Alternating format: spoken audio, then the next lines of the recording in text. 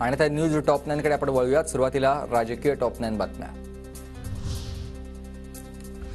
शिवाजी आढळराव पाटलांनी अजित पवार गटाच्या दिलीप मोहिते पाटलांची घेतली भेट। आढळरावांच्या प्रवेशाला मोहितेंचा विरोध होता। दोघांच्या भेटीमुळे दुरावा संपल्याची चर्चा। पुण्यात अजित पवार, फडणवीस आणि सुप्रिया सुळे आज एकाच मंचावर येणार। मल्टी स्पेशालिटी हिलिंग हॉस्पिटलचं आज उद्घाटन। पुण्यात आज अजितदादा आणि सुप्रिया सुळे एकाच मंचावर येणार असल्यानं राजकीय बॅनरबाजी। सुनेत्रा पवार, अजित पवार, देवेंद्र फडणवीस, चंद्रकांत पाटलांचे बॅनर। 14 किंवा 15 मार्चला लोकसभा निवडणुकीची घोषणा होण्याची शक्यता। आयोगाच्या जम्मू काश्मीर दौऱ्यानंतर निर्णय होण्याची शक्यता।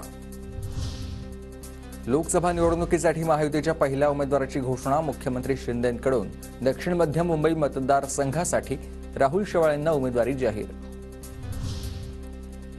उद्धव ठाकरेंकडून अमोल कीर्तीकरांच्या उमेदवारीची घोषणा। उत्तर पश्चिम मुंबई लोकसभा मतदारसंघातून अमोल कीर्तीकर लोकसभा निवडणुकीच्या रिंगणात। पंकजा मुंडेंकडून स्वतःच्या उमेदवारीचे संकेत। लोकसभा निवडणुकीत तुम्ही माझी काळजी घ्या, पुढे मी तुमची काळजी घेईन। सभेतून पंकजा मुंडेंचं स्थानिकांना आवाहन। आणि आजबे काका दोघंही सत्ताधारीत, आपण माझी तोंडे साहेब, पण सगळ्या आजी लोकांनी माझी लोकांची काळजी घ्यावी, कारण तुमच्या आजी होण्यामध्ये माझी लोकांचा थोडा तरी खारीचा वाटा आहे। बारामतीत नळन विरुद्ध भावजय सामना रंगणार। सुप्रिया सुळेंना बारामतीतून उमेदवारी जाहीर, तर लोकसभेसाठी सुनेत्रा पवारांच्या प्रचाराला सुरुवात।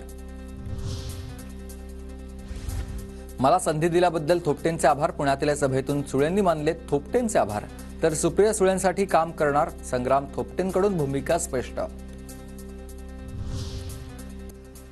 माझ्यासोबत विश्वासघाती राजकारण खेळलेलं आहे। मनातील खंत उघड करायच्या आहेत। चिपळूणमधील सभेत एकत्र येऊया आणि मनातलं बोलूयात, भास्कर जाधवांचं आवाहन। सभेत आज भास्कर जाधव काय बोलणार याकडे लक्ष। विकारी वृत्तीनं भास्कर जाधवांवर अशोभनीय टीका। अशोभनीय टीकेमुळे जाधव दुःखी असतील। भास्कर जाधवांच्या भावनिक पत्रावर विनायक राऊतांची प्रतिक्रिया।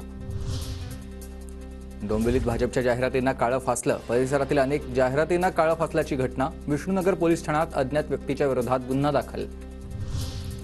जेव्हा आमचं घर फोडलं त्यावेळी अत्यंत वाईट वाटलं। अजित जेव्हा पवार म्हणाले जीव असेपर्यंत लढायचं। शरद पवारांच्या बहीण सरोज पाटलांचं हे वक्तव्य आहे।